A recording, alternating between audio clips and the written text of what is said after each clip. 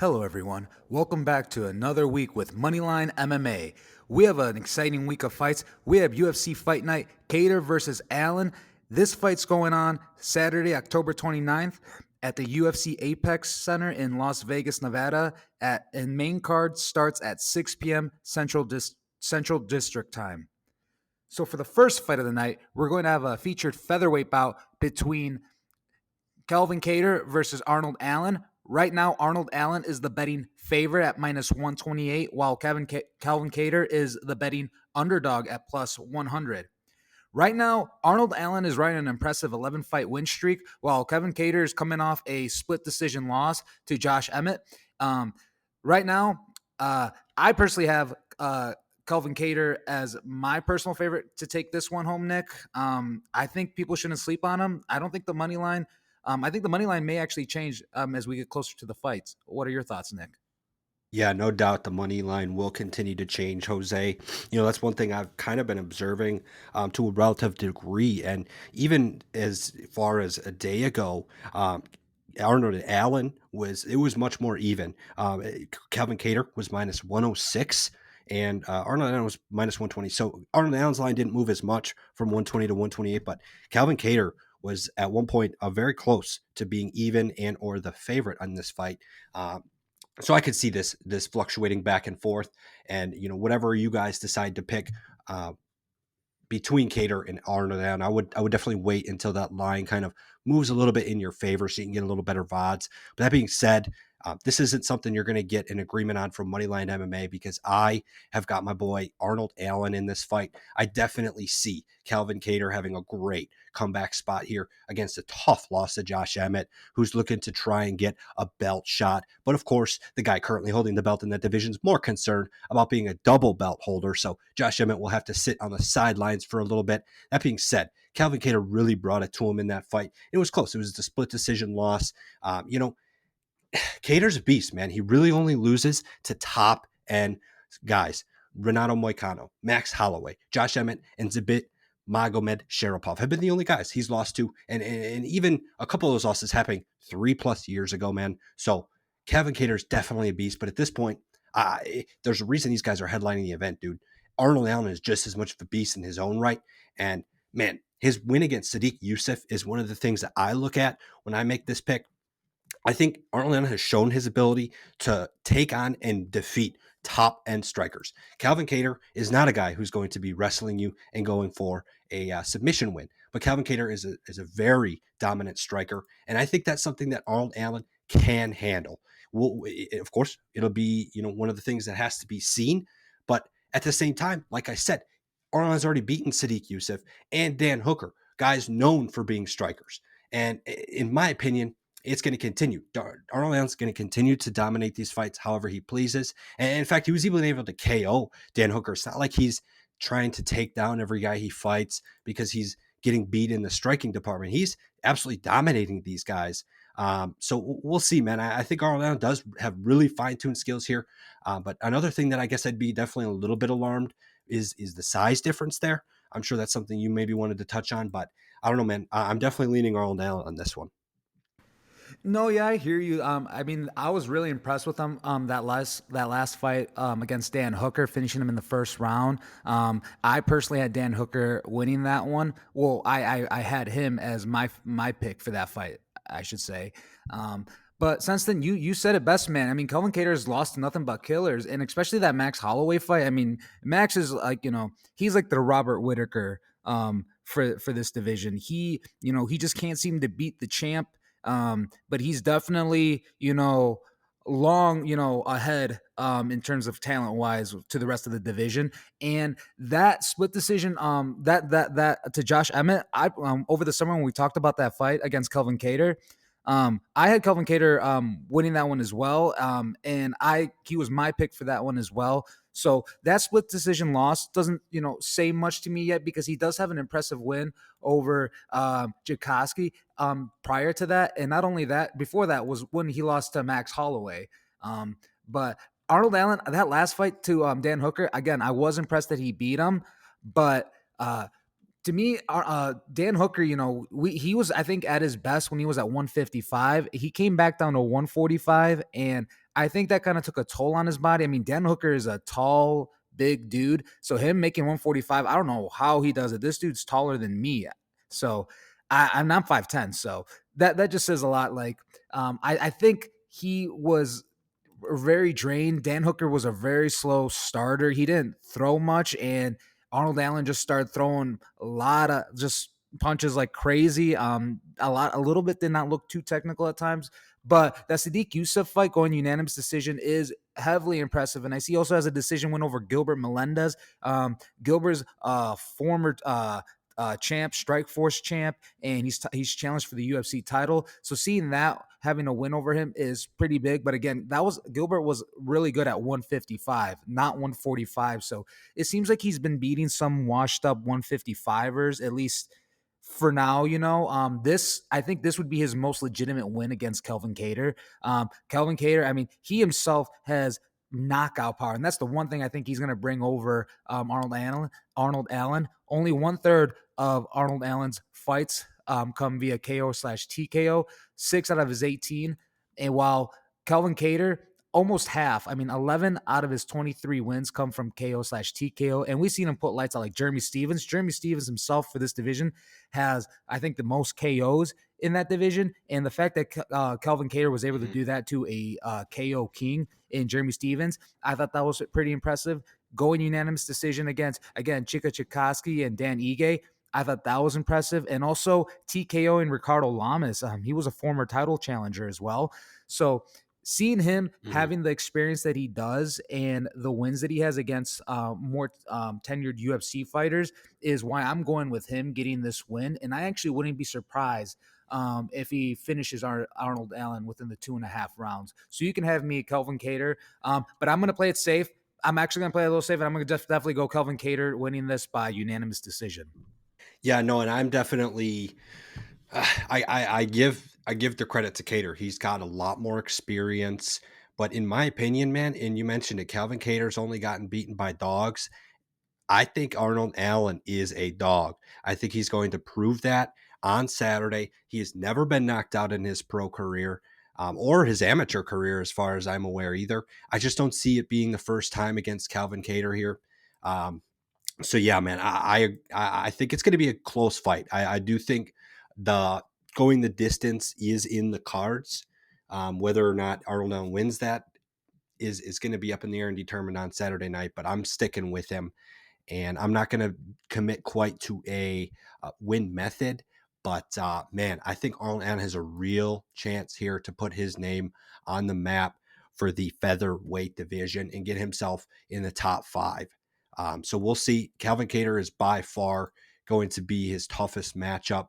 You know, you did mention Dan Hooker. He did come down from lightweight. So yeah, it is one of those things where it's like, can Arnold Allen, hang with these guys that are seasoned featherweight guys who have just been dominating outside of a couple decision losses. That being said, my final pick will be Arnold Allen. Not my most confident pick on the card, but Arnold Allen it will be. And then next, that will lead us into the co-main event of the evening. We've got Tim Means fighting Max Griffin. This is a welterweight bout with Max Griffin being the minus 192 favorite. Tim Means the plus 148 underdog. Jose, this is going to be fascinating. We've got a high school wrestling coach coming in here off a loss against Kevin Holland earlier this year against Max Griffin, a guy who is also coming off a loss. And both of these dudes are 3-1 in their last four. So just because they're coming off a loss does not mean they haven't had some success as of late. But that being said, Max Griffin did lose to Neil Magny via split decision earlier this year, so he's looking to bounce back. Both of these guys in spots where they really need to win to avoid facing a losing streak. Jose, what are you thinking?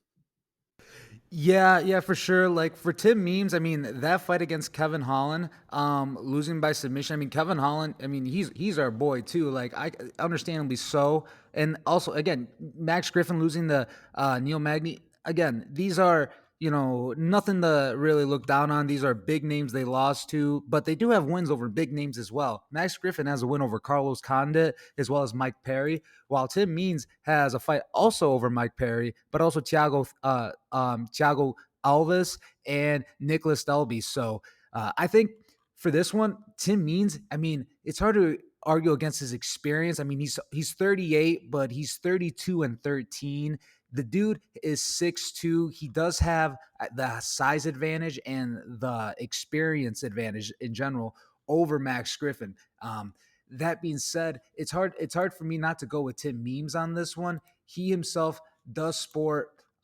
He throws almost 5.01 significant strikes per minute compared to Max Griffin's 4.36.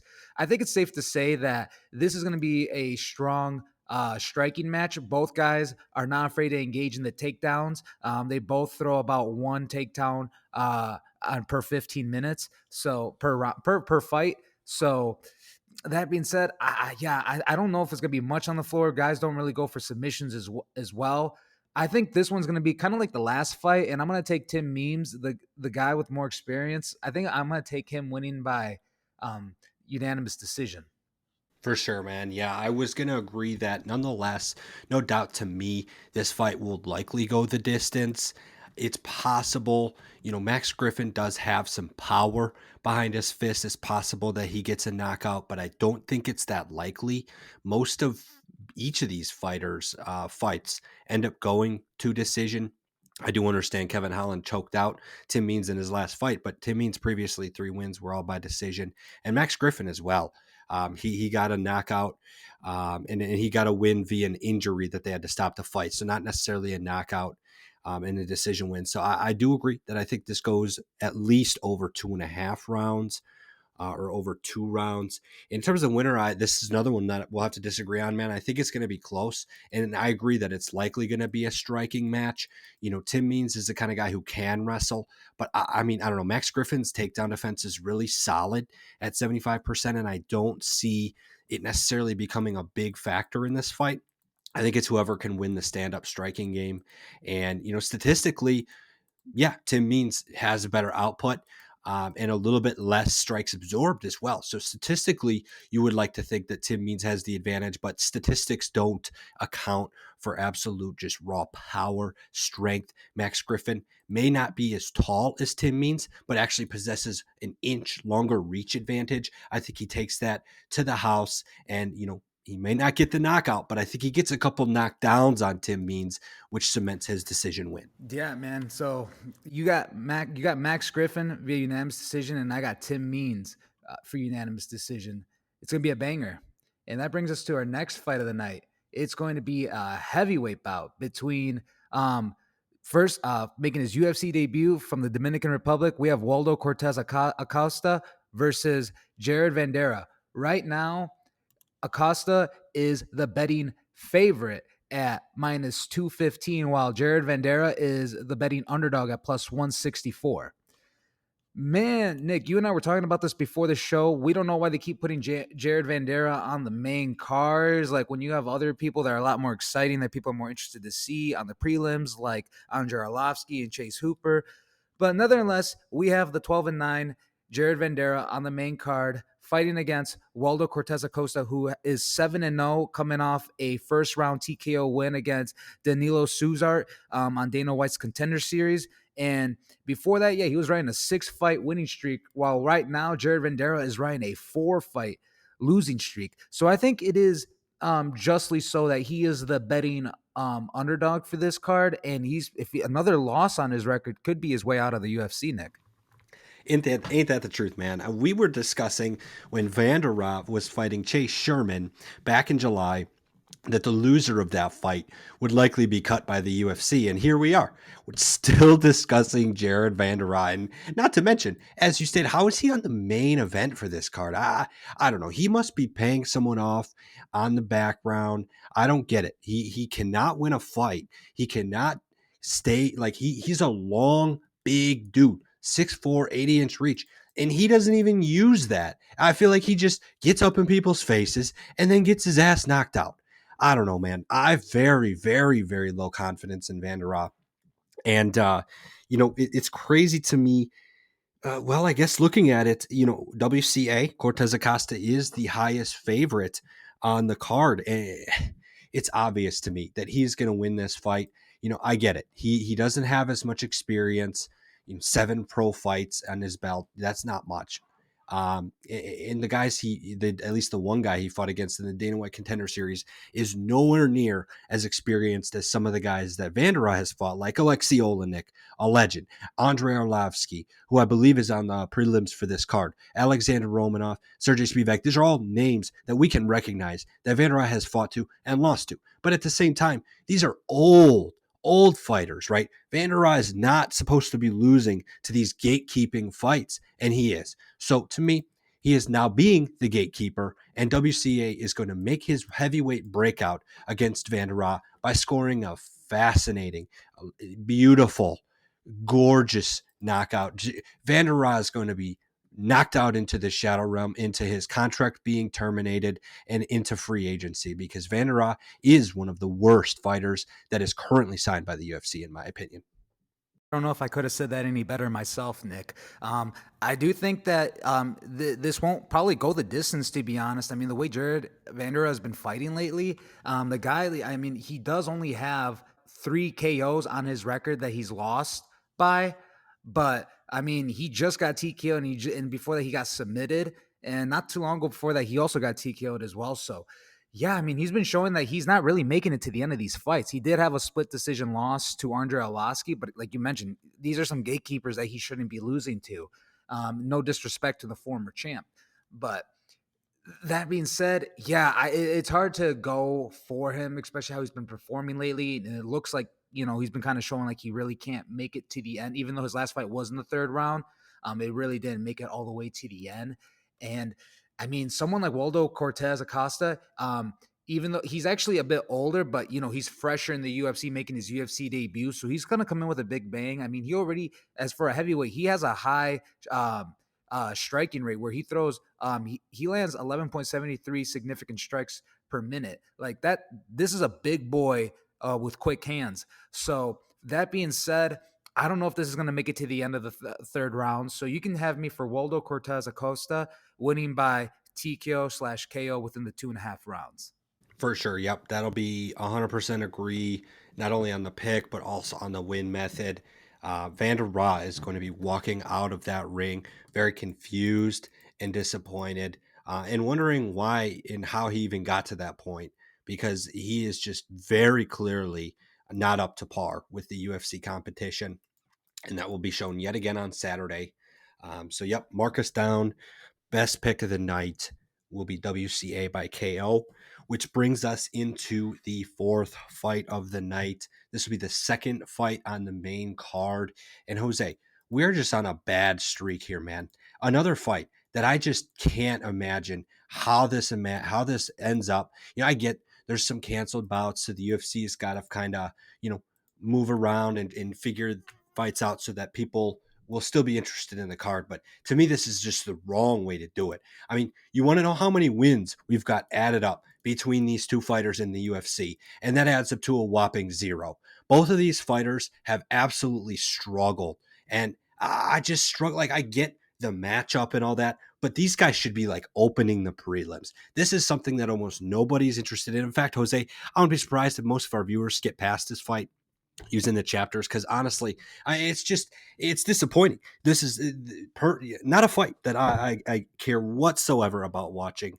Um, Personally, I'm going to go with Josh Fremd just because he's got a little bit of a size advantage, and Trayshawn Gore just looked absolutely pathetic, getting knocked out in the first round by Cody Brundage. He just looked like he was lost in the ring, and he starts fights out like a snail. I mean, we talked last week about Piotr Jan starting out fights slow. I mean, at least he's making reads and trying to adjust his game and game plan to who he's fighting. Trayshawn Gore just kind of stood there and got his ass knocked out.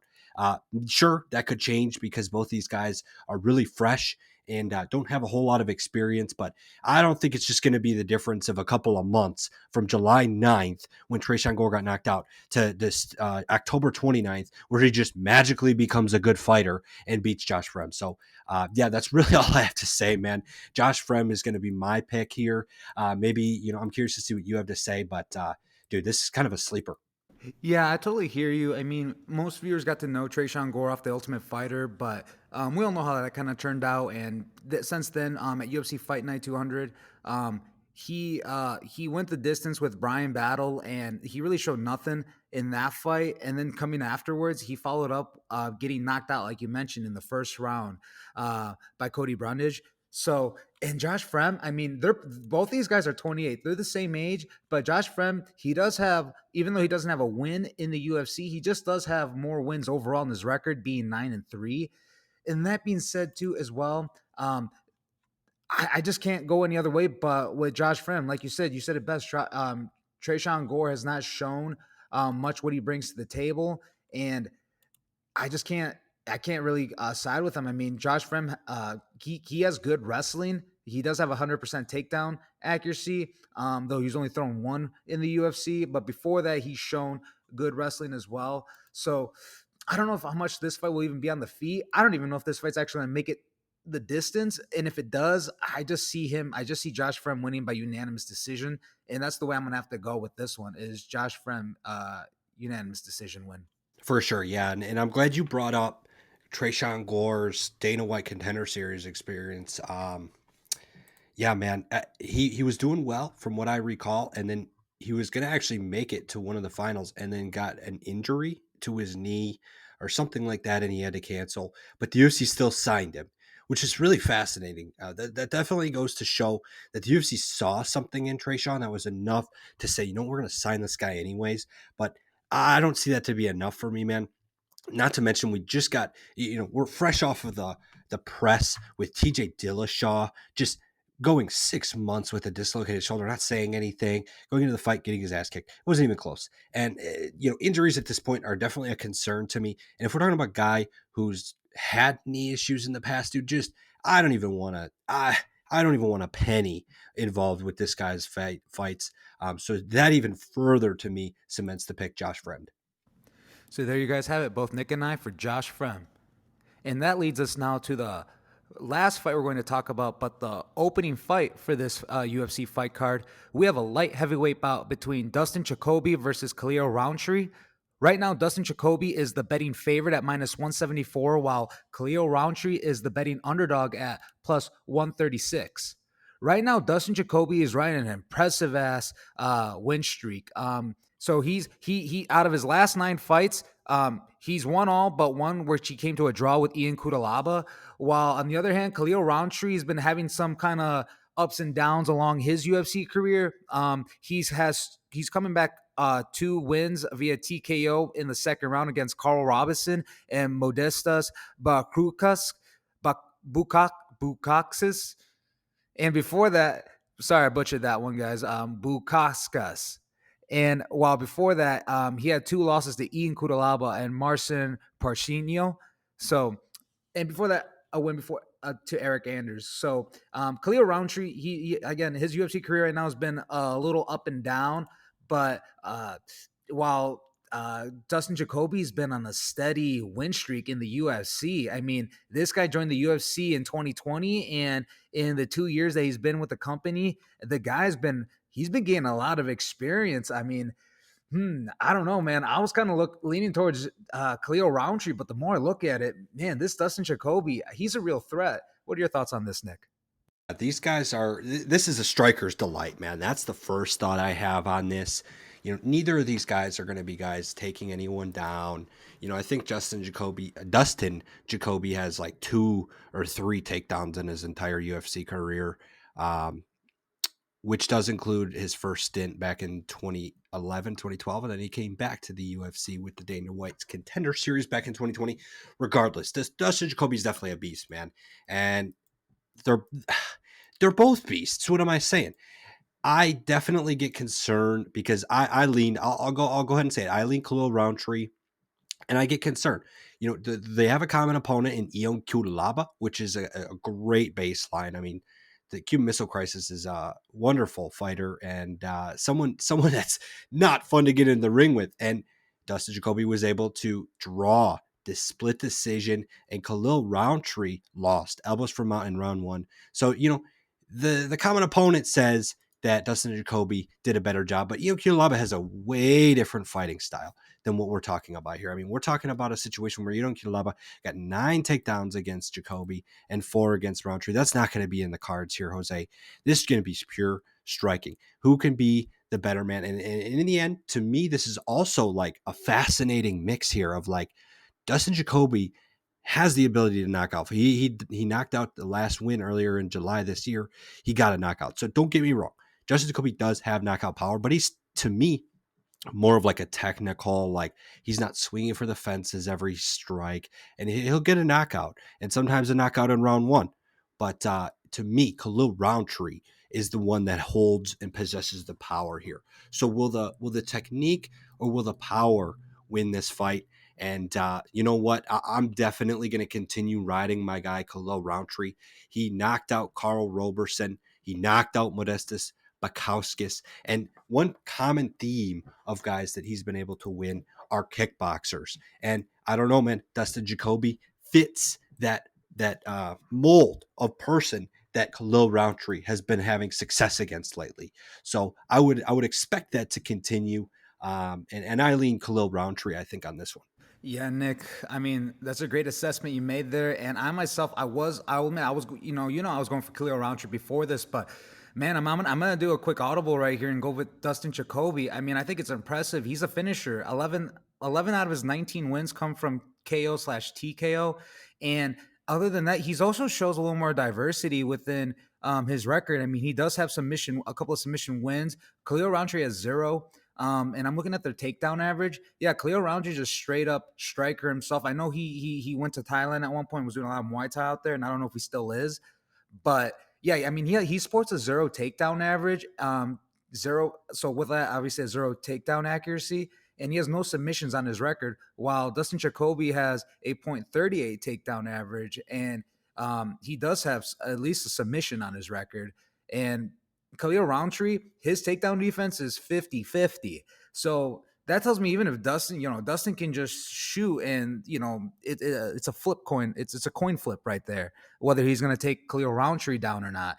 And on the striking department too, man, like it is going to be a great competitive match, but Dustin Jacoby does throw a little more strikes compared to Khalil Roundtree. He sports 5.27 significant strikes landed per minute versus Khalil Rountree's 3.34. Man, yeah, this is a last minute change, but yeah, you can have me Dustin Jacoby, and he's coming off fresh off a first round KO over Dawoon Zhang. So yeah, I'm gonna have to go with Dustin Jacoby knocking out Khalil Roundtree within the 2.5 rounds. I love it, man. And I love when, mainly I say that because I love when we disagree. It feels like it makes it more fun. And we both get to give our counterpoints and let you guys decide as the listeners who you go with in the end. But yeah, dude, I will be sticking with Khalil Roundtree here, even looking further into it. Dustin Jacoby, he's not going to be taking Khalil Roundtree down. I get he only has 50% takedown. Even I don't really care, to be honest. Justin Jacoby will not be taking anyone down. In fact, when we're going back to the Ion Cutelaba fight, a guy who likes to take people down, Ion Cutelaba took Justin Jacoby down 9 times and Khalil Roundtree 4. So that alone makes me feel like there's going to be a little bit of bias somewhere in those statistics. And like I said, those striking numbers don't include the power here. And I think Khalil Roundtree is really going to be able to get Justin Jacoby at least on a knockdown or two, which will translate to him winning the rounds. But you know what? I'm going to go so far as to say the exact opposite of your prediction and say that Khalil Roundtree wins this by KO. I love it, man. So you guys heard it.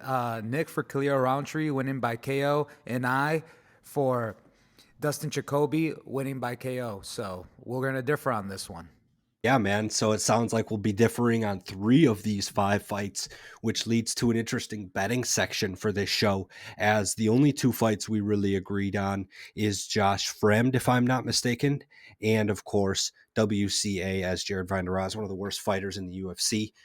So essentially, unless we have our minds changed by Saturday, which is very likely to happen, don't forget to follow us at Moneyline MMA on Twitter, and give us a subscription here on YouTube to continue seeing our weekly videos. We'll release our final bets on Saturday afternoon, and that parlay might not be what we give here. Because right now our parlay stands at Josh Friend plus Waldo Cortez Acosta, 2 leg for plus 124 odds. I would happily take that. I will put shoot. I'm considering putting some money down on it right now, to be honest, because I do think WCA could become a heavier favorite now than he is, as well as Josh Fremd. Actually, maybe not though. Think about Josh Fremd; he might go in the other direction. So maybe it would be good to wait on his bet. But from there, we will let you guys go. Um, like I said, we always discuss our locks and underdogs on Twitter. So if you would like to see those picks, give us a follow over there, and we'll release them on Saturday. Otherwise, thanks for listening, guys, and have a great week.